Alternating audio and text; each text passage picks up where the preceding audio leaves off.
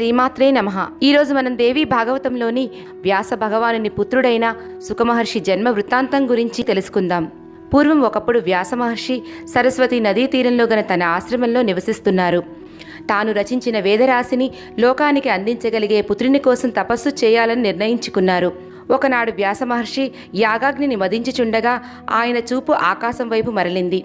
అదే సమయంలో అక్కడ నిలబడి ఉన్న ఘృతాచి అనే అప్సరసను వ్యాస మహర్షి వీక్షించారు. ఆమె మహర్షి తన్ను శపిస్తారేమో అనే భయంతో ఒక చిలుకగా మారి ఆకాశ మార్గంలో అదృశ్యమైంది. ఆమెను చూస్తూ యాగాగ్ని మదించుచుండగా ఆ ఆరణి నుండి మహావైరాగ్య సంపన్నుడైన సుఖమహర్షి ఆవిర్భవించారు. వ్యాస మహర్షి పరమ సంతోషంతో పుత్రుని ఆశీర్వదించారు.